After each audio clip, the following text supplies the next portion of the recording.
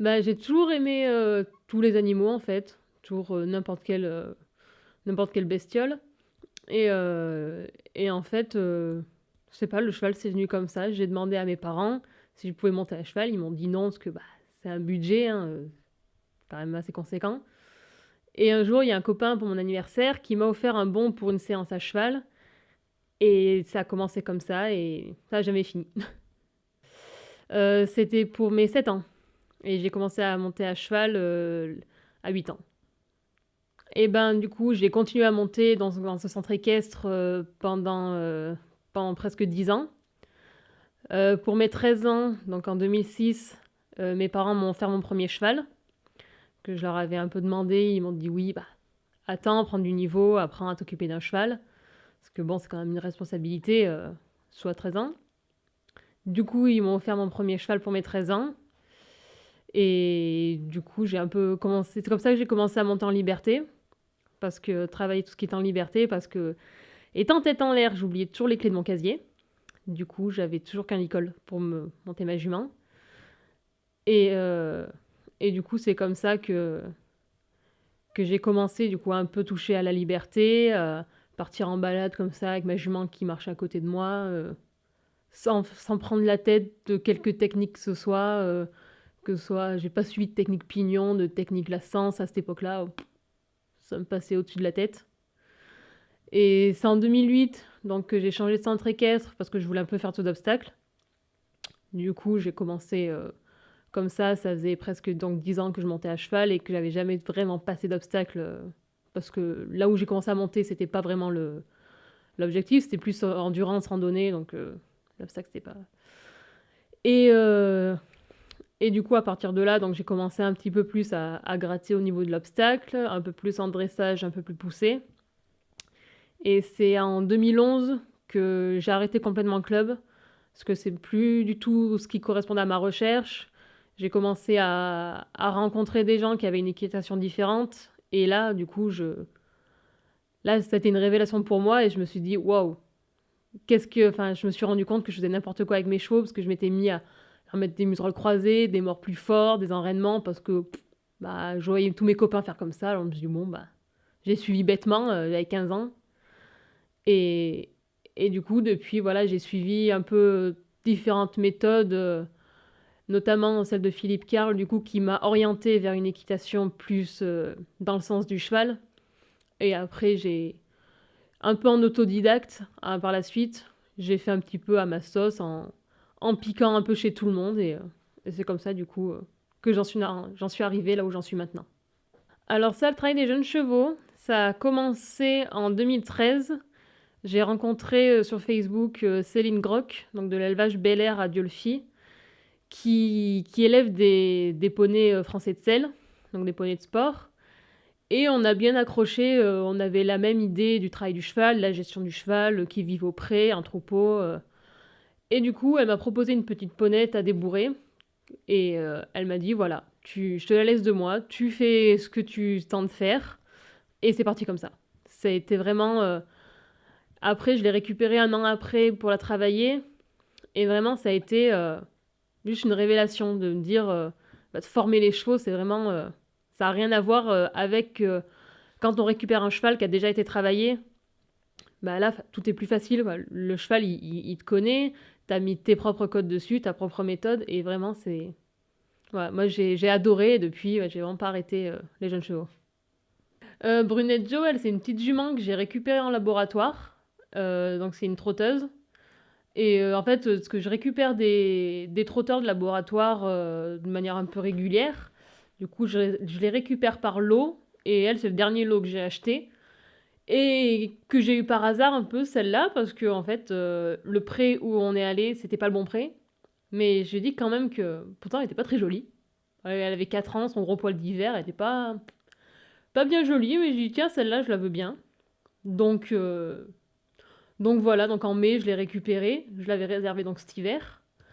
Et en fait, quand je l'ai récupérée, elle était devenue immense. Et vraiment très très jolie. Elle était vraiment bien faite. Et du coup, comme elle est sympa, elle me plaît bien. Donc pour l'instant, je la garde et on verra comment ça se passe. Mais c'est en bonne voie pour qu'elle reste à la maison quelque temps quand même.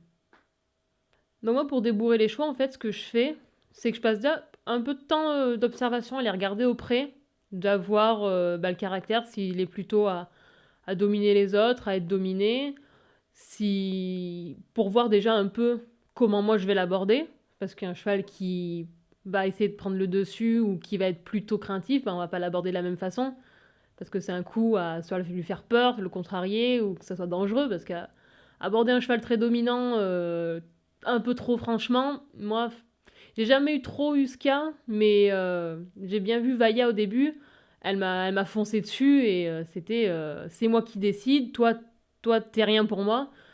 Bon, vraiment, un cheval dominant, un cheval dominé, je les aborde pas de la même façon. Après, je les regarde se déplacer en liberté, voir les forces, les faiblesses, s'il a plutôt un rein fort, un rein faible, l'équilibre global. Par exemple, s'il a des épaules très étroites par rapport à sa croupe, ben, l'équilibre sera pas pareil, il sera peut-être un peu plus gêné au niveau de son équilibre. Et je passe beaucoup de temps à travailler à pied, d'abord en licol, apprendre à céder, à bouger les hanches, bouger les épaules, qu'ils soient bien souples. Parce que le travail monté, au final, le but, c'est d'avoir le contrôle des épaules et des hanches pour pouvoir aller là où on veut. Et, une fois ce travail fait, du coup, en licol, je le mets en place en filet. J'apprends au cheval, du coup, à se servir de son mors en utilisant les flexions de baucher. Donc, demander la session de mâchoire, flexion à droite, à gauche, que le cheval s'assouplisse tranquillement. Parce qu'on va le redemander monter, mais s'ils ne savent pas le faire à pied, monter, ça va être une source de stress, de contraction, et le cheval ne va pas comprendre. Du coup, il n'y a aucun intérêt. Donc autant qu'ils l'apprennent sans cavaler sur le dos, parce qu'avec notre poids, on peut aussi donner des informations contradictoires. Si on serre un peu les genoux ou on serre sans faire exprès les mollets, ben, ça va être contradictoire aussi.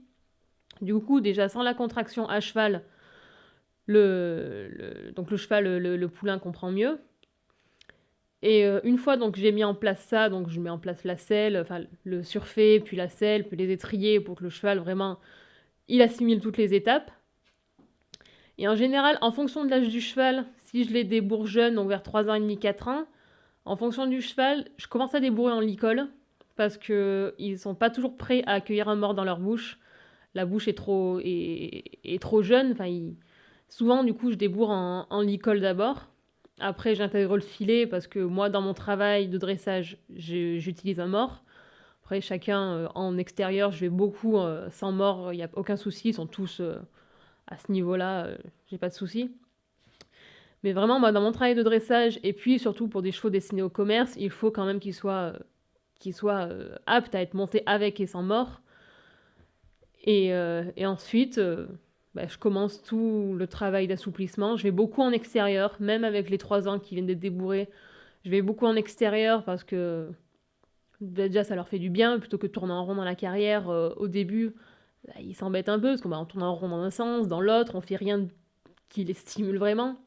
Et l'extérieur, ça leur permet de prendre un peu de condition, de prendre un peu de muscle, mine de rien, surtout si on va se faire du dénivelé.